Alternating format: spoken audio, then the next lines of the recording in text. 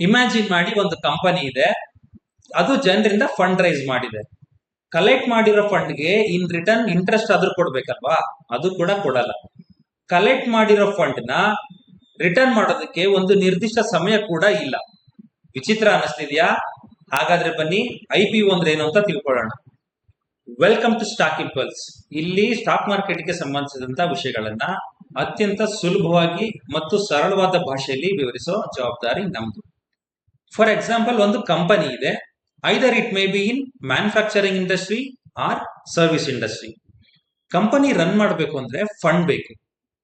Majorly ಕಂಪನಿಗೆ 3 ways ಇಂದ fund ಬರುತ್ತೆ. ನಂಬರ್ 1, ಇನಿಷಿಯಲ್ ಕ್ಯಾಪಿಟಲ್, ಪ್ರಮೋಟರ್ ಅಥವಾ ಕಂಪನಿ ಓನರ್ ಇನ್ವೆಸ್ಟ್ ಮಾಡಿರೋ ಫಂಡ್. ಎರಡನೇದು ಸಾಲ, ಫಿನಾನ್ಷಿಯಲ್ ಇನ್ಸ್ಟಿಟ್ಯೂಷನ್ಸ್ ಲೈಕ್ ಬ್ಯಾಂಕ್ ಇಂದ ಬಾರೋ ಮಾಡಿರ್ತಕ್ಕಂಥ fund at a cost of some interest, for example 12% per annum. ಮೂರನೇದು investors fund, company beginning stage ಅಲ್ಲಿ ಇದ್ದಾಗ ಡೈರೆಕ್ಟ್ ಇನ್ವೆಸ್ಟ್ಮೆಂಟ್ಸ್ ಅಂದ್ರೆ ಏಂಜಲ್ ಇನ್ವೆಸ್ಟರ್ಸ್ ಇಂದ ಬಂದಿರತಕ್ಕಂತ ದುಡ್ಡು. ಈಗ ಕಂಪನಿ ಫರ್ದರ್ ಎಕ್ಸ್ಪಾನ್ಷನ್ ಮಾಡಬೇಕು ಅಂದ್ಕೊಂಡಿದೆ. ಸೊ ಕಂಪನಿ ಶೇರ್ಸ್ ನ for the first time public ಗೆ ಸೆಲ್ ಮಾಡ್ತಿದ್ದಾರೆ. ಇಲ್ಲಿ ಪಬ್ಲಿಕ್ ಅಂದ್ರೆ not only retailers, big institutions like mutual fund ಆಗಿರ್ಬೋದು, ಪೆನ್ಷನ್ ಫಂಡ್ ಆಗಿರ್ಬೋದು, ಇನ್ಶೂರೆನ್ಸ್ ಕಂಪನೀಸ್ ಆಗಿರ್ಬೋದು, ಅಥವಾ ಬ್ಯಾಂಕ್ ಕೂಡ ಹೌದು. ಈಗ IPO ಅಂದ್ರೆ in simple words, company fund raise ಮಾಡ್ತಿದೆ by selling it shares to the public for the first time. ಒಂದು ಕಂಪನಿ IPO ಮುಖಾಂತರ ಸ್ಟಾಕ್ ಮಾರ್ಕೆಟ್ಗೆ ಏನಕ್ಕೆ ಬರುತ್ತೆ? ಒಂದು ಕಂಪನಿ ಎಕ್ಸ್ಪಾನ್ಷನ್ ಮಾಡಬೇಕು ಅಂದ್ಕೊಂಡ್ರೆ ಹ್ಯೂಜ್ ಫಂಡ್ ಬೇಕಾಗುತ್ತೆ. IPO ನಲ್ಲಿ ಕಂಪನಿ ತನ್ನ ಶೇರ್ಸ್ ನ ಸೆಲ್ ಮಾಡೋದ್ರ ಮುಖಾಂತರ ಫಂಡ್ ರೈಸ್ ಮಾಡುತ್ತೆ. ಬರುವಂತ ಫಂಡ್ ನ ಕಂಪನಿ ಎಕ್ಸ್ಪಾನ್ಷನ್ ಗೆ ಬಳಸ್ಕೊತಾರೆ.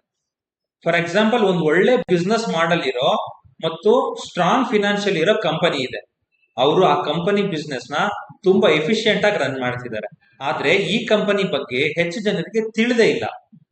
ಈ ಕಂಪನಿ ಶೇರ್ ಮಾರ್ಕೆಟ್ಗೆ IPO ಮುಖಾಂತರ ಲಿಸ್ಟ್ ಆದ್ರೆ ಪಾಪ್ಯುಲಾರಿಟಿ ಜೊತೆಗೆ ಜನರ ವಿಶ್ವಾಸ ಸಿಗುತ್ತೆ ಮತ್ತು ಕಂಪನಿಗೆ ಇನ್ವೆಸ್ಟ್ ಮಾಡೋದಕ್ಕೆ ಜನರಿಗೆ ಒಂದು ಅವಕಾಶ ಸಿಗುತ್ತೆ.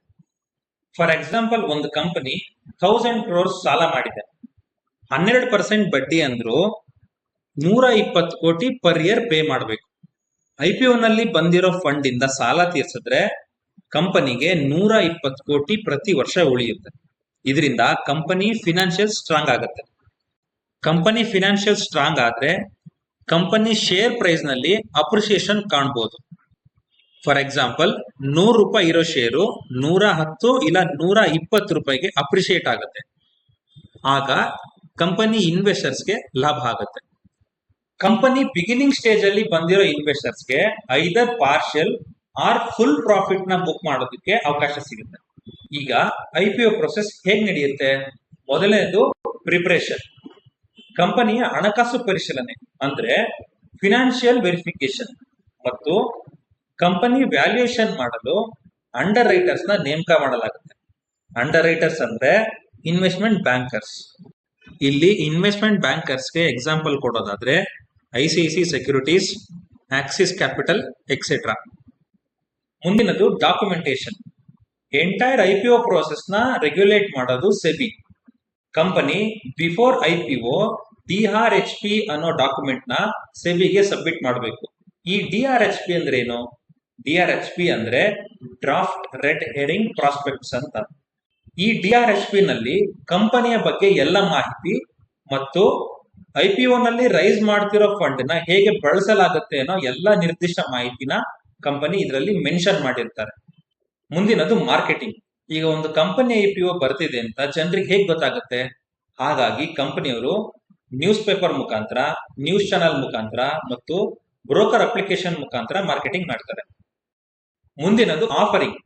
ಶೇರ್ ಆಫರಿಂಗ್ 2 ವಿಧಾನದಲ್ಲಿ ಆಗುತ್ತೆ. ಮೊದಲನೇದು ಬುಕ್ ಬಿಲ್ಡಿಂಗ್ ಪ್ರೊಸೆಸ್, ಇನ್ನೊಂದು fixed price offering. Book building process ನಲ್ಲಿ ಪ್ರೈಸ್ ಬ್ಯಾಂಡ್ ಕೊಟ್ಟಿರ್ತಾರೆ. For example, 100 to 110 rupees per share. Based on the demand final price ನಿರ್ಧಾರ ಆಗುತ್ತೆ. ವೇರಾಸ್ ಫಿಕ್ಸ್ಡ್ ಪ್ರೈಸ್ ಪ್ರೊಸೆಸ್ ನಲ್ಲಿ ಪ್ರೈಸ್ ಪರ್ ಶೇರ್ ಅನ್ನೋದು ಮೊದಲೇ ನಿರ್ಧಾರ ಆಗಿರುತ್ತೆ. For example, 100 rupees per share. Most of the companies book building process ನ choose ಮಾಡ್ತಾರೆ. ಯಾಕೆಂದ್ರೆ as the demand increases, price per share increases. ಮುಂದಿನದು ಅಲಾಟ್ಮೆಂಟ್. ಕಂಪನಿ ತನ್ನ ಶೇರ್ಸ್ ನ ಅಪ್ಲಿಕೆಂಟ್ಸ್ಗೆ ಅಲಾಟ್ ಮಾಡುತ್ತೆ. ಕೊನೆಯದಾಗಿ ಲಿಸ್ಟಿಂಗ್. ಕಂಪನಿ ಸ್ಟಾಕ್ ಎಕ್ಸ್ಚೇಂಜ್ ಅಲ್ಲಿ ಲಿಸ್ಟ್ ಆಗುತ್ತೆ. ಕಂಪನಿ ಶೇರ್ಸ್ ಮೇಜರ್ ಎಕ್ಸ್ಚೇಂಜಸ್ ಆದಂತಹ NSE ಮತ್ತು BSE ನಲ್ಲಿ ಟ್ರೇಡ್ ಆಗುತ್ತೆ. ಮುಂದಿನದು ಕೀ IPO ಪಾರ್ಟಿಸಿಪೆಂಟ್ಸ್. ಅಂದ್ರೆ IPO ಪ್ರೋಸೆಸ್ ನಲ್ಲಿ ಯಾರ್ಯಾರು ಭಾಗವಹಿಸ್ತಾರೆ? ಮೊದಲನೇದು ಕಂಪನಿ. ಯಾವ ಕಂಪನಿ ಸ್ಟಾಕ್ ಮಾರ್ಕೆಟ್ ಅಲ್ಲಿ ಲಿಸ್ಟ್ ಆಗ್ಬೇಕು ಅಂತ ಬಯಸ್ತಿದ್ಯೋ ಆ ಕಂಪನಿ.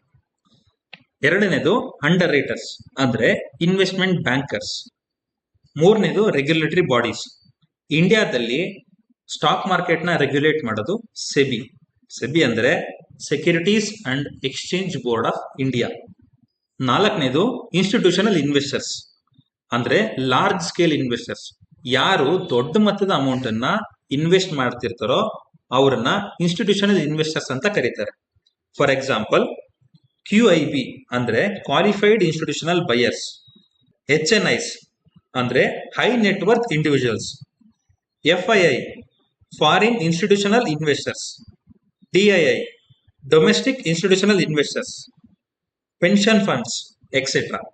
ಐದನೇದು ರಿಟೈಲ್ ಇನ್ವೆಸ್ಟರ್ಸ್, ಅಂದ್ರೆ ಯಾರು ಕಡಿಮೆ ಮೊತ್ತದ ಹಣವನ್ನ ಇನ್ವೆಸ್ಟ್ ಮಾಡ್ತಿರ್ತಾರೋ ಅವ್ರನ್ನ ರಿಟೈಲ್ ಇನ್ವೆಸ್ಟರ್ಸ್ ಅಂತಾರೆ. ಫಾರ್ ಎಕ್ಸಾಂಪಲ್ ನಾವು ನೀವು. ಆರನೇದು stock exchanges. Major stock exchanges ಆದಂತಹ ನ್ಯಾಷನಲ್ ಸ್ಟಾಕ್ ಎಕ್ಸ್ಚೇಂಜ್ ಅಂದ್ರೆ NSE, ಬಾಂಬೆ ಸ್ಟಾಕ್ ಎಕ್ಸ್ಚೇಂಜ್ ಅಂದ್ರೆ BSE. ಈಗ IPO ಅಂದ್ರೆ ಏನು ಅಂತ ಕಂಪ್ಲೀಟ್ ಆಗಿ ಅರ್ಥ ಮಾಡ್ಕೊಂಡ್ವಿ. IPO ಅನ್ನೋದು ಒಂದು ಕಂಪನಿಗೆ ಆಗ್ಲಿ ಅಥವಾ ಇನ್ವೆಸ್ಟರ್ಸ್ಗೆ ಆಗ್ಲಿ ಏನೆಲ್ಲ ಅವಕಾಶ ಮಾಡ್ಕೊಡುತ್ತೆ ಮತ್ತೆ ಏನೆಲ್ಲ ಅನುಕೂಲ ಮಾಡ್ಕೊಡುತ್ತೆ ಅಂತ ಅರ್ಥ ಮಾಡ್ಕೊಂಡ್ವಿ. IPO ಪ್ರೋಸೆಸ್ ಮತ್ತು ಪಾರ್ಟಿಸಿಪೆಂಟ್ಸ್ ಹೇಗೆಲ್ಲ ಕೆಲಸ ಮಾಡ್ತಾರೆ ಅಂತ ಅರ್ಥ ಮಾಡ್ಕೊಂಡ್ವಿ. ಒಂದು IPO ಪ್ರೋಸೆಸ್ ಹೇಗ್ ನಡೆಯುತ್ತೆ, ಅದ್ರ ಪಾರ್ಟಿಸಿಪೆಂಟ್ಸ್ ಯಾರು, ಪ್ರೈಸಿಂಗ್ ಮೆಥಡ್ಸ್ ಯಾವ ರೀತಿ ನಿರ್ಧಾರ ಆಗುತ್ತೆ ಅಂತ ತಿಳ್ಕೊಂಡ್ವಿ. ಸೊ ಓವರ್ ಆಲ್ ಆಗಿ IPO ಅಂದ್ರೆ ಏನು ಅಂತ ಕಂಪ್ಲೀಟ್ ಆಗಿ ಅರ್ಥ ಮಾಡ್ಕೊಂಡಿದ್ದೀರಾ ಅಂತ ಅನ್ಕೋತೀವಿ. ನಮ್ಮ ಮುಂದಿನ ವಿಡಿಯೋದಲ್ಲಿ IPOಗೆ ಬಂದಿರತಕ್ಕಂತ ಕಂಪ್ನಿನ ಡೀಟೇಲ್ ಆಗಿ ಅನಲೈಸ್ ಮಾಡೋದು ಹೇಗೆ, GMP ಅಂದ್ರೆ ಏನು, ಮತ್ತೆ IPOಗೆ ಅಪ್ಲೈ ಮಾಡೋದು ಹೇಗೆ ಅಂತ ಕಂಪ್ಲೀಟ್ ಆಗಿ ತಿಳ್ಕೊಳ್ಳೋಣ. ಯಾವುದೇ ಒಂದು ವಿಷಯನ ಕಂಪ್ಲೀಟ್ ಆಗಿ ಮತ್ತು ಸರಿಯಾಗಿ ಅರ್ಥ ಮಾಡ್ಕೋಬೇಕು ಅಂದ್ರೆ ರೈಟ್ ಪಾಯಿಂಟ್ ಆಫ್ ವ್ಯೂ ಅತಿ ಮುಖ್ಯ. So we are here to make you understand things in right perspective. ಮುಂದಿನ ವಿಡಿಯೋದಲ್ಲಿ ಸಿಗೋಣ. ಅಲ್ಲಿವರೆಗೂ ಸ್ಟೇ ಇನ್ವೆಸ್ಟೆಡ್, ಸ್ಟೇ ಮೋಟಿವೇಟೆಡ್.